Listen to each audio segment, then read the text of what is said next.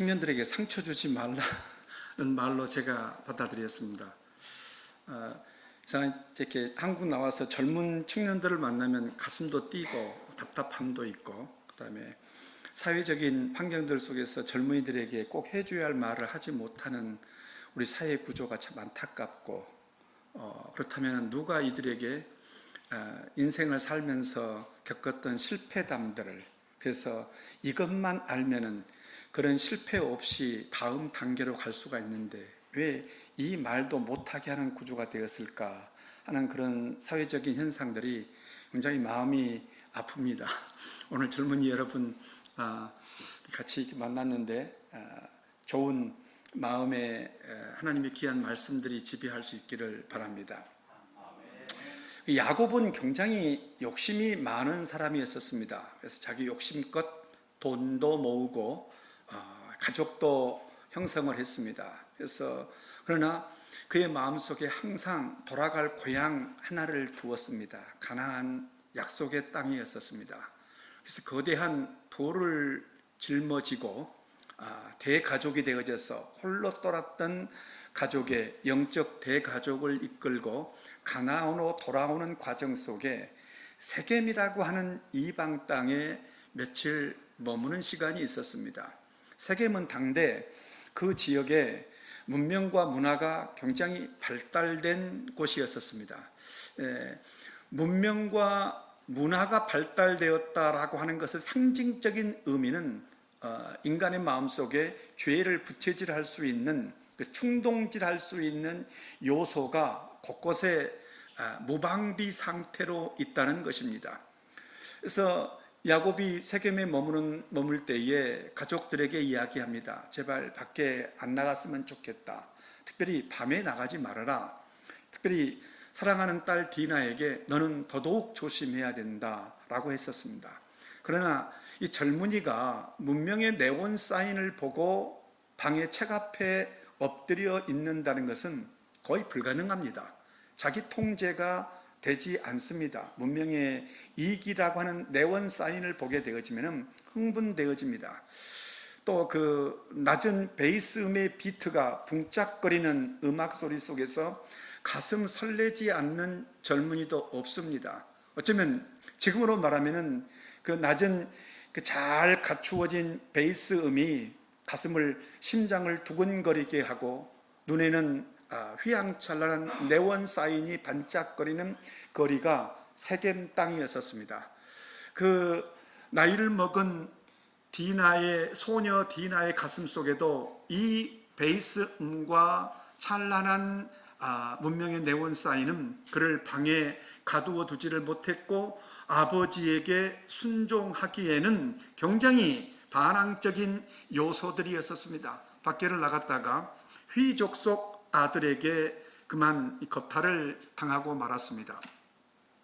이 소식이 야곱의 아들들에게 전해지자 야곱의 아들들이 흥분합니다. 감히 할례를 받지 않는 놈들이 우리의 누이를 이렇게 더럽혔다고. 그러나 그 휘족속 세겜의 아들 하몰은 아버지와 함께 야곱을 찾아와서 이 디나와 결혼하기를 원했었습니다. 그때 야곱의 아들들이 이렇게 말합니다. 우리는 할례 받지 않는 자들과 결혼하는 것을 금합니다. 만약 여러분의 종족의 모든 남자들이 할례를 받게 되어지면 저희 누이와 결혼할 수 있습니다.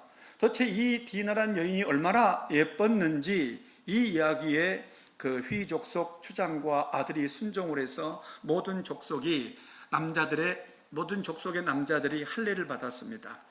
할례를 받고 3일째 되던 날 가장 그 신체적 이 상처가 민감하게 통증을 주는 날입니다. 라이 족속의 야곱의 아들들 중에 두 아들이 날카로운 칼을 가지고 그 휘족속을 침범해서 모든 남자를 죽여버렸습니다.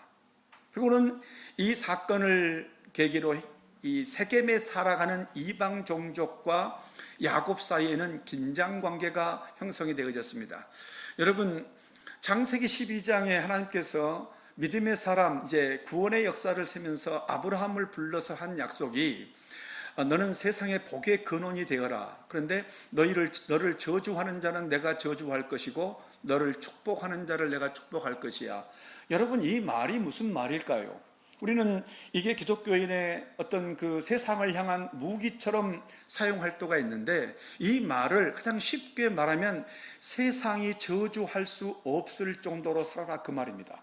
기독교인은 세상 누구도 우리를 저주할 수 없을 정도로 성실하게 공의롭게 정의롭게 살아야 하는 사람들이 기독교인이에요. 왜냐하면 하나님의 약속의 출발은 우리를 저주하면 하나님, 신실하신 하나님은 선택한 우리에게 저주를 퍼붓는 것이 아니고 우리를 저주한 그들에게 하나님께서 저주하겠다고 하셨습니다.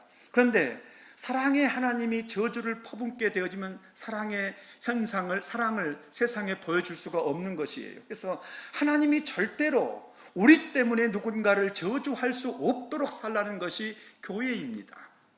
그것이 성도예요. 이것이 지금 우리가 말하는 선교이고 복음이고 기독교인의 사상의 핵심입니다. 야곱이 이런 짓을 저질렀습니다. 그리고는 약속의 땅 헤브론으로 왔습니다. 근데 그 헤브론이 야곱의 모든 가족이 그 거대한 부를 가지고 왔는데 헤브론에서 일용할 양식을 구하지를 못했습니다. 헤브론이 약간 고지예요. 그래서 거기에서 야곱의 그 거대한 양떼와 이 목축업을 유지할 만큼 푸른 초장이 부족했습니다. 야곱의 아들들 10명이 이 헤브론에서 약 그 80km 떨어져 있는 세겜 땅 낮은 평지에 가서 양들을 치고 있었습니다. 그 세겜은 야곱과의 과정 속에서 이런 살인 사건이 있었고 서로 원수지간이 되어졌습니다. 야곱은 여전히 하나님의 사람은 하나님의 일용할 양식으로 산다는 법칙을 깨닫지를 못했습니다.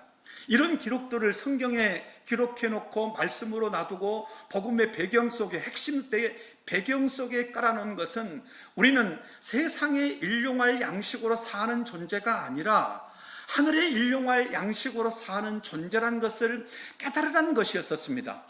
그래서 야곱의 10 아들들이 세겜 땅에서 양을 치고 있을 때에 야곱이 사랑했던 아들 요셉을 세겜의 형제들의 안부를 묻는 일로 심부름을 시킵니다. 이게 요셉의 순종의 시작입니다. 그래서 성경적인 순종의 정의는 아버지의 샬롬을 형제들에게 전하는 것이에요. 이 교회가 말하는 순종의 정의는 그것입니다.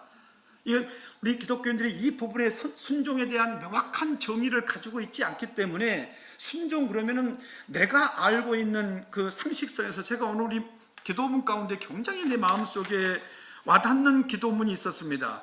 우리의 생각이 확신이 되지 않도록 말씀으로 다스려 주시옵소서. 근데 우리의 신앙 속에 개인적인 신념이 믿음처럼 들어와 있는 게 굉장히 많은데 그게 우리가 자주 쓰는 신앙의 용어들 속에 대부분 다 들어와 있습니다. 그 중에 하나가 순종이에요. 순종의 정의는 아버지의 샬롬을 형제들에게 전하는 것이에요. 그 배경이 뭐예요? 세겜의 사건과 헤브론 약속의 땅의 사건들 속에서의 야곱이 이 헤브론에까지 와서도 세상의 일용할 양식으로 하나님 나라의 가나안을 살 것처럼 착각한 데서 비롯된 것입니다. 그리고는 이 세상과의 원수의 배경 속에서 이런 문명의 이익이라고, 문명의 최첨단 이 이익이라고 하는 것이 우리의 영적인 마음들을 흔들어 놓았습니다. 그래서 성경의 인물들 가운데서 완벽한 순종을 한 사람은 저는 볼 적에 요셉 한 사람이라고 생각이 되어집니다. 요셉이 아버지의 샬롬을 짊어지고 80km의 낯선 길을 가는 것이, 순종은 아버지의 샬롬을 전하는 것이고 순종은 낯선 길을 가는 것입니다. 자꾸 우리가 뭐냐면은 실수가 뭐냐면 누가복음에 나온 한 율법사처럼 하나님 나에게 율법사가 물어요. 뭐 어떻게 구원받습니까? 율법을 다 지켰습니다. 그러면 누가 내 이웃입니까? 하면서 들려준 이야기가 여리고로 가다가 강도 만난 사람 이야기를 해줘요. 근데 거기에서 제사장이 나오고 레위 사람이 나오고 그들이 괴 취급했던 F1 사마리아 사람이 나오는데 이 사람이 이 강도를 도와주었다. 너도 이와 같이 해라. 이렇게 했는데 이 율법사는 고민하며 돌아갔었습니다. 우리가 가장 큰 착각이 뭐냐면, 목사님 나에게 순종의 정의를 가르쳐주고 순종의 대상을 말해 주세요, 그러면 나는 할 수 있습니다 라고 착각한 것, 이것이 영적 교만입니다. 우리는 아무리 가르쳐 주어도 한 가지 마지막 결론은 내가 깨달은 대로 나는 살 수 없는 죄에 지배된 사람이라는 것입니다. 이것이 답이에요. 그래서 이 요셉이 갔는데 없습니다. 이 순종은 인격체에 전하는 것이에요. 그 인격체가 없자 거기는 원수의 땅입니다. 지금 야곱의 아들들을 발견되어지면 누구든지 죽일 수 있는 적대적인 관계예요. 근데 이 순종의 사람 요셉이 자기 형제들의 안부를 묻자 거기에서 약 24km 떨어져 있는 도단으로 갔다는 말을 듣습니다. 그래서 요셉이 도단으로 갑니다. 여러분, 순종을 짊어지고 갔는데 순종이 필요하고 샬롬이 필요한 형제들은 절대로 아버지의 순종과 아버지의 샬롬을 원치 않았었습니다. 그 속에는 시기와 질투가 있었습니다. 요셉을 팔아넘기지요. 이스마엘 상인에게 팔아넘깁니다. 이스마엘 상인에서 다시 이 베냐민 집, 보디발의 집으로 팔려갑니다. 여러분, 요셉의 학력은 인류 최초의 요셉이 홈스쿨 출신입니다. 컬러풀 홈스쿨. 당시는 광야 목동학교가 일반 학교에서 여기 공항고등학교였었어요. 근데 집에서 유일하게 홈스쿨했던 요셉입니다. 두 번째 학교가 요셉은 이 홈스쿨에 졸업여행을 갔다가 조기 유학을 떠납니다. 조기 유학을 떠난 것이 이스마엘 상고예요. 요셉은 두 번째 돈을 배웠습니다. 그 돈을 배운 최정점 속에 사람들이 좋아하는 이 돈의 최정점에 생명이 있구나. 여러분, 그래서 하나님과 돈을 결부하여 섬길 수 없다라고 말했고, 그렇게 말한 것은 인간은 하나님의 자리에 언제든지 돈을 올려놓을 수 있다는 것이에요. 그 돈이 지배하는 문명의 현란함이 이기입니다. 그것이 우리를 흔드는 것이에요. 그래서 팔려갑니다. 다시 아버지의 피를 받아가지고 이 요셉은 돈 계산이 빨랐습니다. 조기 졸업을 하고 보디발의 사회학교에 갔습니다. 보디발의 집이 이 요셉에게 준 두 가지 교훈이 있습니다. 첫 번째는 종의 개념과 주인의 개념입니다. 종은 대사물적 관계, 대물건을 관리하는 것이 종이에요. 그래서 우리 자녀들이 물건 관리를 잘하면은, 물건 관리를 통해서 인정받게 되어지면 그 다음에 주어진 것은 사람을 관리할 수 있는 기회가 주어집니다. 우리는 그것을 경영자라고 말합니다. 요셉에게 처음 주어진 것은 그 집안의 모든 물건을 관리하는 일이었습니다. 보디발이 이렇게 말했습니다. 하나님께서 요셉과 함께 하심으로 요셉이 관리했던 모든 것이 형통했더라. 여러분, 형통이란 말은 내가 잘 되는 것이 아닙니다. 하나님의 이 복음을 품고 있고 하나님 나라를 품고 있고 하나님의 샬롬을 품고 있고 순종을 품고 있는 나를 품고 있는 그가 잘 되는 것이 형통이에요. 이것이 보디발의 입을 통해 증거되어집니다. 보디발의 간증은 뭐냐면은 내가 내 이야기를 하는 것이 아니에요. 내가 하는 이야기 아니고 내가 섬긴 하나님의 이야기를 나를 바라보는 누군가가 해주는 것이 간증입니다. 그래서 건강한 교회는 여러분의 손목사님의 신앙의 간증의 대변자가 되어져야 됩니다. 또 나는 장로님의 신앙을 대변하는 간증, 권사님의 신앙을 대변하는 간증, 내가 내 이야기를 하는 것은 굉장히 위험합니다. 이 한국 교회를 굉장히 병들게 했던 것 중에 하나가 잘못된 간증이에요. 간증은 반복되어질수록 뻥튀기가 필연적입니다. 이 요셉은 한 번도 자기의 일을 말한 적이 없습니다. 단지 요셉의 꿈은 왕의 꿈이었어요. 내 수고와 땀 속에 형제들의 일용할 양식을 책임지겠습니다. 이것이 곡식단 사건입니다. 똑같이 수고했어요. 요셉의 곡식단을 향해서 10명의 형제들이 절을 했다, 이 꿈을 말하니까 요셉은 꿈의 내용을 말했을 뿐이에요. 그런데 그 꿈 이야기를 들었던 형제들이 내가 우리의 왕이 되겠다는 것이냐? 기독교인의 꿈은 삶의 과정과 결과의 공유를 말하는 것이에요. 그러면 이 과정과 공유를 듣는 세상이 그것은 정치가야, 그것은 의사야, 이것은 왕이야 라고 세속적인 포지션을, 명칭을 주는 것이지요. 요셉은 거기에서도 자기에게 주어진 그 물건 관리를 잘해서 주인의 집에 형통함을 주었어요. 그랬더니 그 주인이 요셉의 하나님을 찬양했습니다. 여러분, 화미교회의 하나님을 여러분이 찬양한다고 앞에서 막 뭐 이렇게 이 과장된 그 신앙 고백처럼 드리는 것도 중요합니다. 그 필요해요. 그러나 더 중요한 것은 우리의 모인 이 예배를 주변에 믿지 않는 자들이 바라보고 화미교회의 하나님을 찬양하도록 하는 것, 그 간증이 이 지역사회에 퍼져나가야 됩니다. 이게 우리의 입으로 말한 것이 아니고 믿지 않는 자들이, 이것 때문에 우리가 살고 있어. 이 화미교회, 상가교회 때문에 이 지역이 형통하고 있어. 이건 그 요셉에 의해서 이스라엘 민족이 다 이렇게 요셉이, 그런데 이렇게 그 집을 형통하게 했는데 요셉에게 주어진 결과는 뭐였었습니까? 억울한 누명이었었습니다.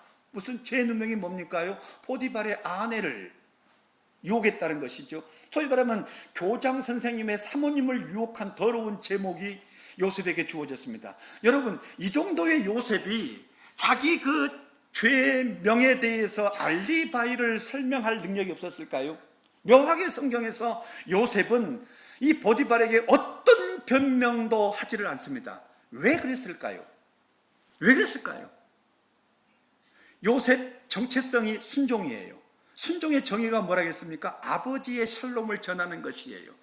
아버지의 샬롬을 전하는 과정 속에 누군가가 나를 저주하는 자가 없어야 돼요. 자기의 의를 위해서 변명하게 되어지면 이 가정이 파괴되어집니다. 그 짐을 짊어져야만이 갈 수 있는 곳이 바로의 감옥 대학이었습니다.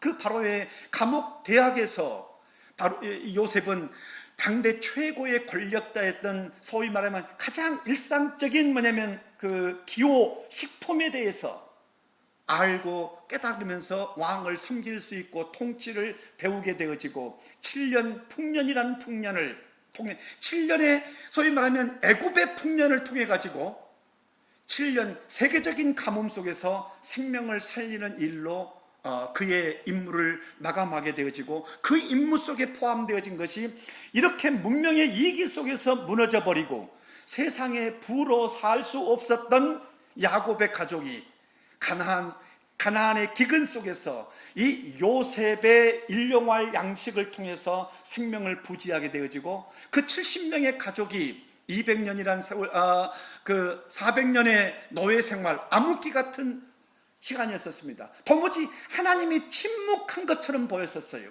그런데 하나님의 그 침묵 속에 하나님은 생육하고 번성한 자기의 약속을 지켜가고 계셨습니다. 그들을 불러냅니다.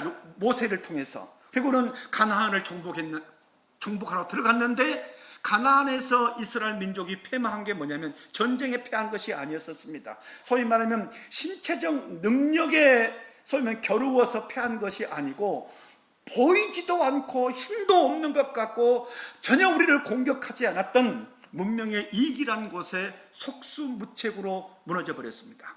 그들은 400년 노예의 삶에 습관화되어진 사람들이었습니다. 40년 광야에서 처참한 유랑을 했었어요. 그들에게 가나안의 청동기 문화에, 소위 말하면 우리는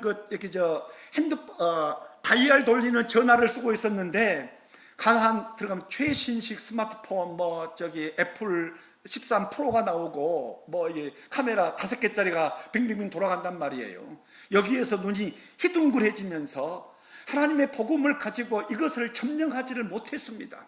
그러면서 이 시대가 다시 사사시대로 이어집니다. 사사시대는 노골적으로 하나님, 우리에게 왕이 없어서, 하나님께서 가나안에서 애굽에서 광야로 나와가지고 맨 먼저 한 것이 나 너희들이 하나님이야, 인정하지? 좋아요. 그러면 너희들은 나를 왕으로 섬겨, 내가 너희들을 책임질게 하면서 이 약속을 깨버리고 우리에게도 보이는 왕을 달라고 했던 것이 사사시대이고, 사사라고 하는 사람의 공식적인 의미는 뭐냐면은, 여러분 사사들을 보세요. 삼손, 기드온 전부가 다 이 사람들이 요셉처럼 철저하게 순종과 샬롬의 하나님의 복음대로 산 사람들이 아닙니다. 지 멋대로 살다가 어떤 국가적인 위기의 순간에 잠시 부름받아가지고 또 버림을 당하는, 그래서 일정한 시간 속에 일정한 사건들 속에서 잠시 쓰임받았지만 죄인의 모습을 이겨내지 못한 자들이 사사들이었었습니다.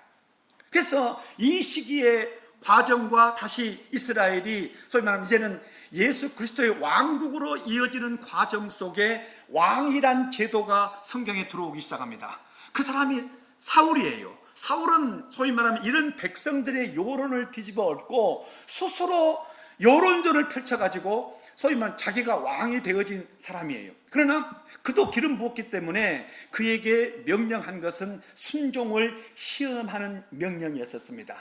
무방비 상태로 광야로 나온 이스라엘 민족을 쳤던 아말렉을 치고 전멸시키는 거예요. 묻지를 말고 전멸을 시켜 거기에 남아있는 문명의 이기의 찌꺼기는 작은 것이어도 너희에게 들어오면 너희 전체를 삼킬 수 있어, 이런 이야기들이 있었습니다. 그러나 사울이 그 명령을 실천하지 않고 거기에 좋은 것들을 남겨서 사무엘 선지자에게 들키자 그가 했던 말들은 여호와 하나님 앞에 제사를 드리려고요. 여러분, 우리가 예수를 믿으면서 안식일을 범한 것까지도 가끔은 어떻습니까요? 여호와 앞에 헌금하려고 하는 말들로 구차한 변명할 때가 있지요. 하나님은 여러분에게 다음 주에 오늘 돈 벌어서 다음 주에 많은 헌금을 내는 것을 기대하지 않고 오늘 예배의 지정석을 지키기를 바라는 것이에요. 오늘 예배의 지정석, 여러분 그 예배의 지정석은 출애굽기서의 전체적인 배경 내용은 예배의 지정석으로 향하는 것입니다. 여호와 하나님께서 이스라엘에게 임하셨은즉 우리가 광야로 사흘길쯤 축제와 예배를 드리려 하려 하오니 바로 왕이여 우리가 가는 길을 허락해 주십시오. 출애굽의 출사표가 이렇습니다. 그래서 사흘을 광야로 가는 것이 예배의 지정석을 가는 것이에요. 저는 제 아들이 지금 우리 둘째가 뒤에 와 있습니다만은 이 아이들에게 평생을 너희가 싸워야 할 것은 예배의 지정석을 지키기 위한 싸움이다. 이걸 저는 끝없이 강조합니다. 내 성공이 예배의 지정석을 지킬 수 없는 것이 되어지면 그것은 주님 앞에 기도해야 돼. 그래서 내 예배만이 아니라 누군가의 예배의 지정석을 지켜줄 때까지의 내 처절한 삶, 그것이 기독교인의 저주받지 못하게 하는 삶인 것입니다. 이런 과정 속에 등장된 사람이 다윗이고, 다윗이 흩어진 이스라엘을 통일을 이루었습니다. 그리고는 아들 솔로몬에게 넘겼는데, 아들 솔로몬은 사울적인 똑같은 예배와 소위 말하는 성전, 눈에 보이는 것에 매진했습니다. 하나님께서 그에게 늘 경고합니다. 1000번제를 드릴 때도 성전을 지을 때에도 내 계명을, 율법과 계명을 지켜라. 율법과 계명의 핵심이 뭐냐? 여호와를 아는 것이야. 여호와를 아는 것이 뭐냐? 지혜의 근본이야. 하나님은 예배보다는 순종을 원하셔. 이걸 가르쳤는데 이 솔로몬이 실패했습니다. 그래서 다시 솔로몬의 아들 때에 이 이스라엘 민족이 뿔뿔이 흩어지기 시작합니다. 뿐만 아니라 솔로몬이 쌓았던 그 거대한 성전 속으로 이방 신들이 침투해 들어왔습니다. 오늘 본문의 배경은 그 중에 하나인 북쪽 이스라엘, 소위 말하면 남유다는 그 사울을 왕으로 배출한 베냐민 지파이고, 그 다음에 다윗을 왕으로 배출했던 유다 지파가 하나가 되어져서 남쪽 유다라는 국가를 만들었고, 나머지 왕을 배출하지 못한 시기와 질투, 소외감에 잡힌 사람들이 북쪽 이스라엘에 숫자적으로 동맹을 했었습니다. 그 왕궁에 있었던 이야기가 바로 사무엘 상하에 전개되어지는데, 오늘 본문은 거기에 극치, 이제 이 극치라고 하는 것은 뭐예요? 하나님이 보고 있다가 하나님이 개입하는 순간이에요. 하나님이 개입한 순간입니다. 하나님이 그냥 그 피비린내 나는 반복의 역사 가운데 드디어 개입하셨습니다. 누구에게 개입하셨습니까? 아합과 이세벨과 상대 역할 속에 엘리야라고 하는 사람과 사르밧 과부라고 하는 이름 없는 한 과부, 가난한 과부를 통해서 이 역사를 중단시키고 하나님의 구원의 역사로 이어가는 사건으로 이어져 가는 이 변곡점, 꼭지점이 바로 이 부분이에요. 엘리야가 하나님의 명령도 없이 아합을 찾아가 가지고 이 아합 정권을 향해서 저주를 퍼부어 버립니다. 앞으로 내가 하나님 앞에 기도하기 전까지는 비는커녕 이슬 한 방울 내리지 않을 것입니다. 하나님께서는 이 엘리야를 이제는 보호해야 됩니다. 그래서 엘리야에 급히 이 이세벨이라고 하는 여자가 소위 말하는 바알과 아세라 신을 섬기는 선지자들을 후원하면서 동시에 여호와의 선지자들을 잡아 죽이는 시기인데, 자기 선지자를 보호하기 위해서 그릿시냇가로 숨게 하고 까마귀를 통해서 6개월 동안 그에게 먹을 것을 공급해주고 물은 그릿시냇가의 물을 먹게 하셨습니다. 그렇지만 하나님은 엘리야의 애언대로 우주를 섭리하고 계셨습니다. 6개월 동안 비가 내리지 않았습니다.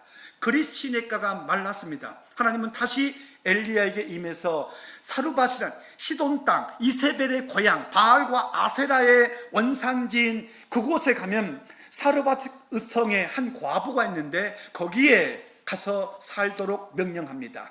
112km가 떨어져 있는 거리를 엘리야가 순종했습니다. 사르밧 성에 들어가자 한 여인이 마른 나뭇가지를 줍고 있었습니다. 그 여인에게 물을 달라고 합니다. 그 여인이 물을 떨어가면서 간 사이에 엘리야가 다시 말합니다. 이왕이면 나에게 먹을 것 빵도 좀 주십시오. 떡도 주십시오. 그때 그 여인이 이렇게 말합니다. 당신의 하나님 여호와께서 살아계심을 두고 맹세합니다. 나는 떡이 없고 다만 통에 가루 한 움큼과 병에 기름 조금뿐입니다. 내가 나뭇가지를 두다가 오늘 떡을 만들어서 이걸 먹고 아들과 함께 죽음을 기다리려고 했습니다. 엘리야가 말합니다. 그대로 하십시오. 그러나 그 떡을 나에게 먼저 가져오십시오.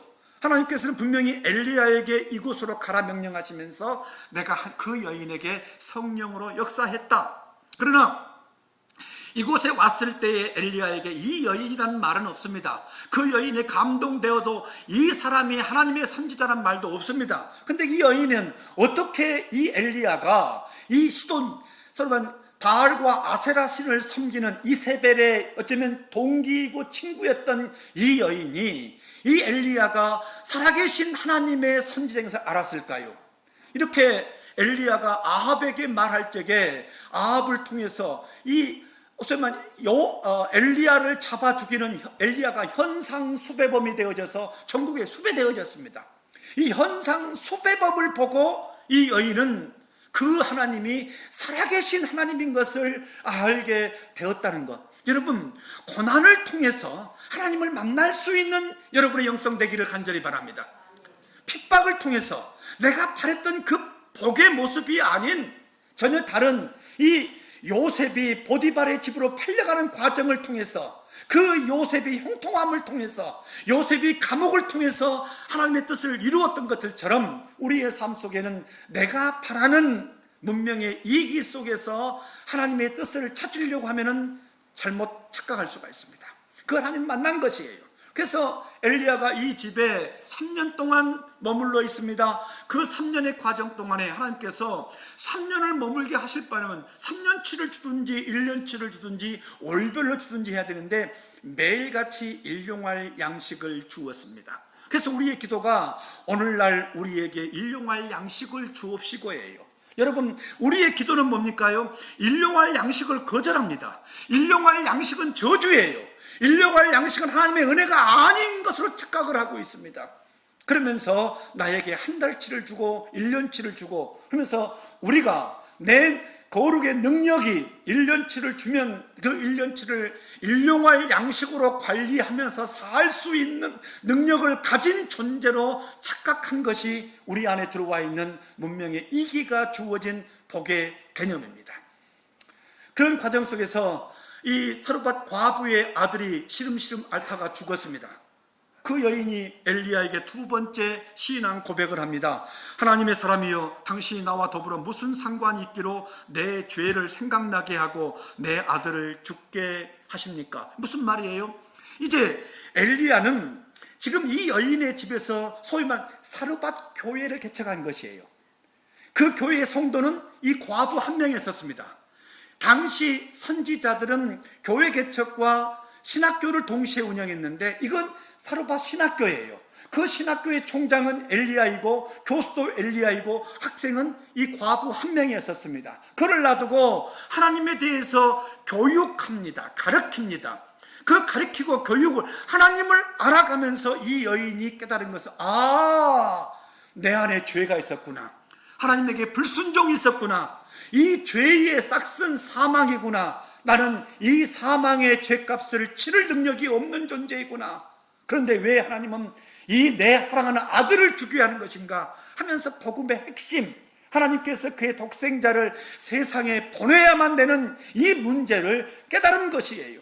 엘리야가 이 복음을 깨달은 그 여인의 아들을 안고 하나님께 기도합니다. 항변합니다. 하나님, 이러시면 안 되지 않습니까? 나를 이세벨에게 보내가지고 좀 얻어먹게 하든지 하지, 천하의 가난한 이 여인에게 얹혀 살게 하신 후에 이런 결과를 주시냐고 하나님 앞에 이 여인의 순종을 조건으로, 이 여인의 세상에 일용할 양식과 하나님 나라에 일용할 양식의 경계선에 있는 이 날카로운 생명의 한계선상에 있는 이 여인의 생명을 걸고 하나님 앞에 대항합니다. 하나님, 이러시면 안 되지 않습니까? 그게 우리를 위해서 중보하신 예수 그리스도의 중보적 사역 기도입니다. 이 중보자의 기도를 들으시고 하나님께서 이 아들을 살려주었습니다.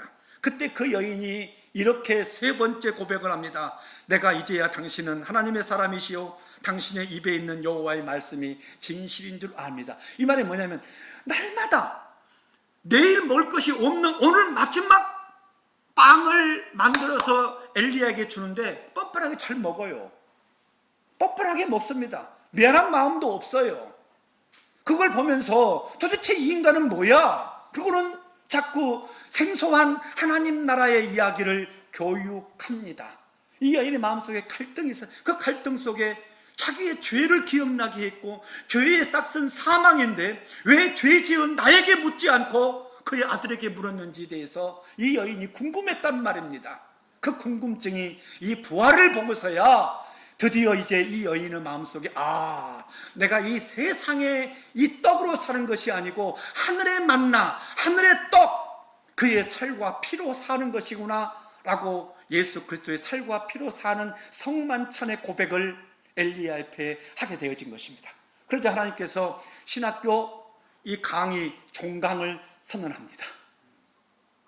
엘리야에게 아합을 찾아가 가지고 내가 다시 비를 내리겠다고 말해라 하면서 이 하나님께서 3년 6개월 동안 엘리야의 말을 들으신 하나님께서 이 핍박과 고난과 환난과 기근의 종교를 선포하신 것이 사르밧 과부 신학교의 소위 말하면 졸업식 하나님의 축사였었습니다.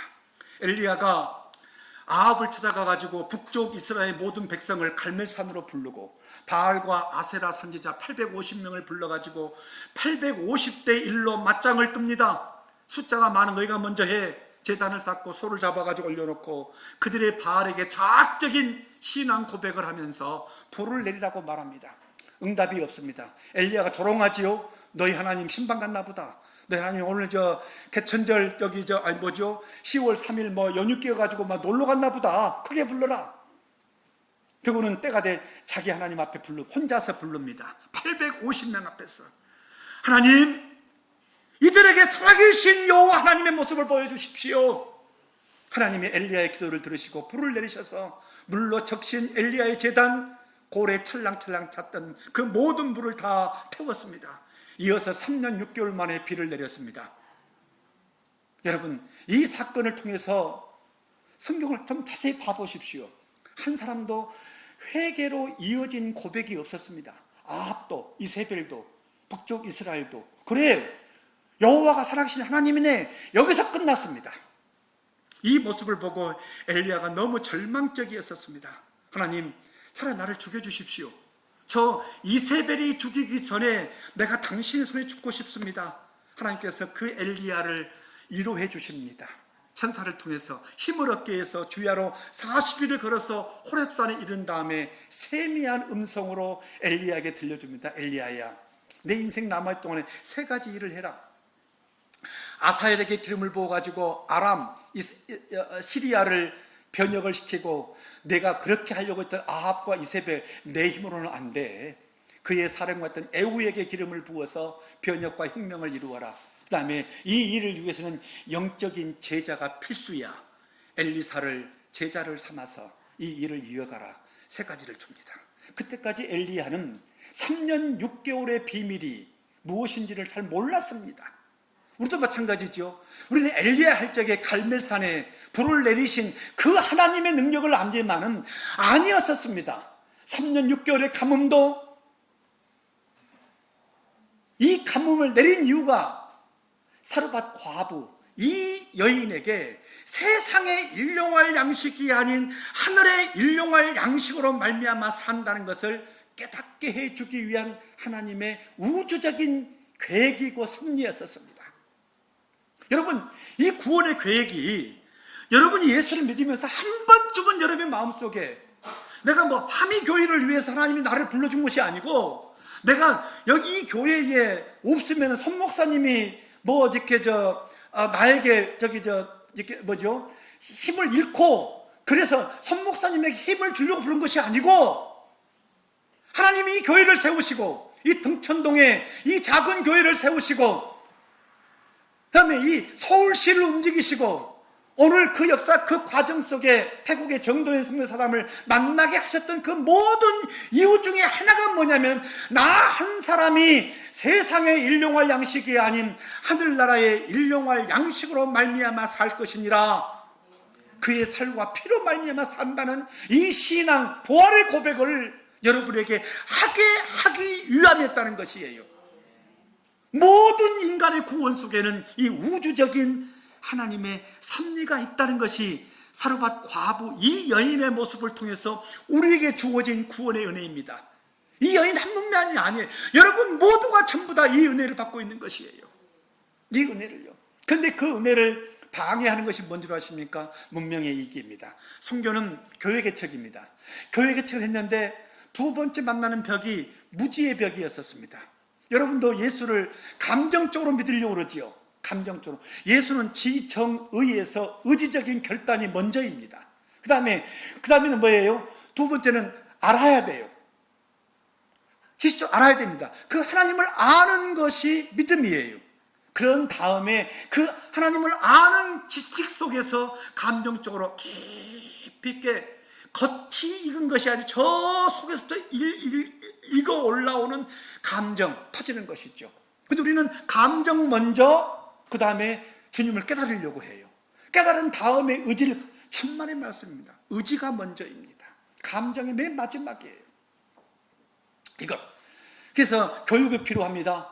그러고 예수를 믿게 되어지면은 가장 먼저 교육받고 하나님을 알게 되어지면은 소위 말하면 영적 경제적 자립에 대해서 스스로 성실해집니다.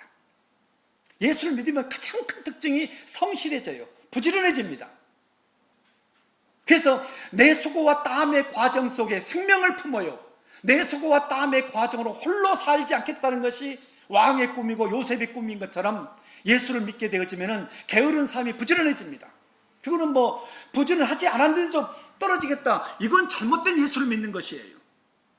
성실해집니다. 잠을 줄입니다.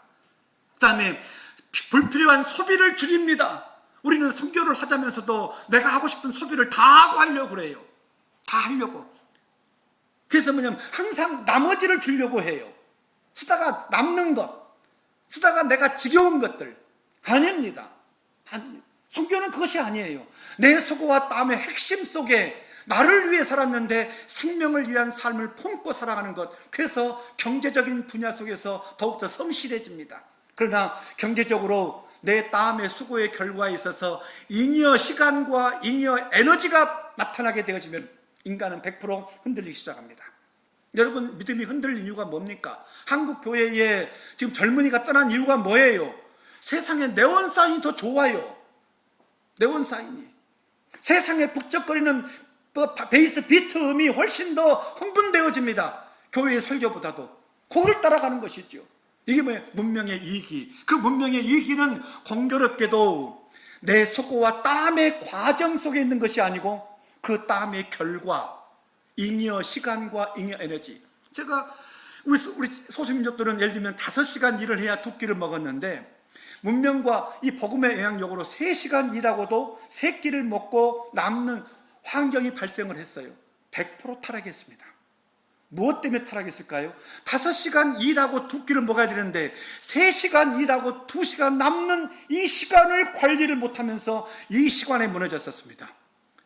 그리고는 2끼를 먹고 5시간 일해야 되는데 3끼를 먹고 저 3시간 일하니까 신체적으로 비만이 왔습니다. 영적 비만이 문제입니다. 우리는 역시 다이어트를 하지요. 그 다이어트 할 적에 항상 기도하시는 하나님, 영적 다이어트. 이 보석에 있는데 보석의 마지막에 연합 세팅이 있습니다. 세팅하기 위해서는 그 자리 속에 들어갈 만큼 내 몸이 작아져야 돼요. 그래서 나를 커팅해야 됩니다. 나를 잘라내야 돼요. 여러분, 이 지금 교회에 모여서 마스크를 쓰고 말씀을 듣는 것은 나를 지금 커팅하는 것이에요. 버닝과 동시에 성령의 세례를 받는과 동시에 성령 세례 받은 사람은 세상의 습관을 살 수가 없습니다. 하나님 나라의 습관으로 살아야 돼요. 하나님 나라의 습관으로 살기 위해서 필요한 것은 나의 영적 비만을 절제하는 것이에요. 잘라내는 것이에요. 영적 비만을 가지고 하나님 나라에 들어갈 수가 없습니다. 절대로 들어갈 수가 없습니다. 그래서 그 영적 비만을 절제시키는 것이 고난이고 핍박입니다. 그래야 하나님의 자리에 들어가게 되어진 것이죠. 그래서 이 잉여 시간과 잉여 에너지 문제를 어떻게 해결할 것이냐, 그 속에 생명을 품지 아니하면 절대로 이 시간은 관리되지 않습니다. 나머지 시간 속에 생명을 품으십시오. 나머지 에너지 속에 생명을 품으십시오. 생명을 품지 않는 시간은 여러분을 타락하게 만듭니다. 생명을 품지 않는 잉여 에너지는 여러분에게 영적 비만을 주어서 하나님 앞에 하나님께 지정한 그 세팅된 연합된 자리에 맞지 않기 때문에 반복해서 고난과 핍박을 겪어야 됩니다. 제가 시간이 지났습니다만은 꼭 해주고 싶은 이야기 한 가지 간증하겠습니다. 저희 공동체에서 2001년도에 20살 먹은 서울 강남 출신의 한 형제가 와서 죽었습니다. 그 아이는 태어나서 그 선천성 심장병을 앓고 있었는데 이 부모들이 이 아이를 수술대에 올려 보내면서 천지를 창조하신 하나님이면 이 아이의 생명도 다시 살려주십시오 해서 수술이 끝나고 아빠 엄마랑 같이 미국 그 실리콘밸리에 가서 유학을 하고 아빠가 직무학 박사를 받고 이화여대 교수로 오셨습니다. 그래서 고3까지 국제학교를 졸업을 하고 한국말도 어눌했던 형제입니다. 이 형제가 선교지에 봉사활동을 왔었습니다. 그래서 그 아이의 병력을 감안해서 이 아이는 노동이 아니고 사진 찍고 메모한 일을 했는데, 이 파마의 공동체 시멘트 공사하는 일들을 했는데 마지막 날 공사가 다 끝나고 미장하는 일은 고운 모래를 채취할 때면 내가만 해야 그들이 못합니다. 그래서 내가 고운 모래를 채취하러 갔는데 한 10시쯤 됐는데 우리 현지인이 뛰어왔습니다. 아버지, 한국에서 온 형이 숨을 안 쉬어요. 앞이 노래집니다. 올라가 봤더니 그 깊은 산속 대나무집 부엌에 이 형제가 누워있고 우리 한국에서 온 그 봉사활동 37명의 젊은이들, 간사들, 그리고 우리 소수민족 형제들이 울면서 기도하고 있습니다. 제가 가니까 간사였던 유현성 간사가 하는 말이, 얘들아 울지마, 목사님이 오셨잖아, 그런 거예요. 그 말이 꼭 사망 선고와 같았었습니다. 하나님, 이렇게 순수하게 믿는 이들 앞에서 나를 좀 선교사로 사용했으면 참여 좀 살려주십시오 하고 기도했습니다. 평소에 하지 않았던 그 드라이한 신앙이 끈적끈적하게 방언까지 하면서 하나님, 안 좋아졌었습니다. 난생 처음 인공호흡도 했습니다. 거기에서 병원까지는 2시간 반 거리입니다. 이 형제를 집차 뒤에 눕히고 내가 운전대를 잡고 어떻게 간지 모르게 병원에 갔는데 의사가 하는 말이, 아직 맥이 뛰고 있습니다, 그런 것이에요. 그러면 그렇지, 신실하신 하나님, 거짓말을 못하시는 하나님이에요. 그 말이, 여호와 이 말이 거짓말을 못하시는 하나님. 그리고는 한국의 본부에 전화를 했는데 우리가 서울대학교 심장 전문의를 전세기를 띄울 테니까 7시간만 잘 기다려 주십시오. 예 하고 왔는데 의사가 내 손을 잡고 들어가서 인공호흡기를 떼어내면서, 선생님, 저희 병원에는 냉동실이 없습니다. 한국으로 시체를 옮기려면 방부제를 투여하세요. 왜요? 그랬더니 죽었으니까요. 그 말을 듣고는 내가 쓰러져서 응급실에 실려갔습니다. 이제 일단락이 끝났습니다. 엄마 아빠와 인천공항에서 있는데 전화를 합니다. 방부제를 내야 된답니다. 엄마가 하는 말이 내가 가서 확인하기 전까지는 안 됩니다. 겨우 비행기가 10분 이상 연착되면서 엄마를 헐떡해서 제가 시내에 가서 그 치앙 라이 시에서 제일 좋은 옷을 사가지고 염을 하고 깨끗하게 방부제를 넣고 관을 지킵니다. 밤이 너무 무서웠습니다. 시차가 무서운 것이 아니고 이 사건이 미칠 영향이 너무너무 두려웠었습니다. 그래서 제 아내, 우리 막내가 그때 엄마 뱃속에 임신 9개월 때였는데, 여보, 이 사건이 덕을 끼치지 못하면 목사하고 성녀 다 사표 내고 평신도로 살아가자. 그렇게 하자고 사표를 넣어놓고 아침을 기다렸었습니다. 밤에 와서 뱅콕이 자고 치앙라이 공항에서 병원까지는 10분 거리입니다. 한 선교사가 공항 나가서 모시고 올 적에 바로 오지 말고 시내를 좀 빙빙 돌다 오라고 했었습니다. 그분들이 들어왔는데 처음 보는 부모님 목례하고 관을 열어드렸더니 이 어머님이 아이에게 입술과 이마에 뽀뽀한 다음에 눈물을 쭉 흘리면서 이렇게 물었습니다. 목사님, 한마디만 묻겠습니다. 최선을 다하셨는지요? 제가 최선을 다했어도 어떻게 예라고 말하겠습니까? 사신땀을 덜덜덜 떨고 있는데 그의 아버지 김종중 교수님이 이렇게 말했습니다. 여보, 희석이야는 15년을 연장해 주었는데 우리 아들은 20년을 연장해 주었어. 여러분, 이 말이요, 분명히 우리 주님 다시 오실 적에 우리에게 이런 성령의 역사가 있을 것이에요. 머리도 손톱도 발톱도 다 죽었는데 화하게 생기가 올라온 느낌입니다. 그 드라이한 내 신앙 속에 하나님이 끈적끈적한 흔적으로, 그러면서 친구 김상렬 이곳 땅끝 바마에서 땀 흘리며 씨를 뿌리다 그의 20년 삶을 죽게 드렸습니다. 이 말을 하고 관이 한국으로 돌아갔어요.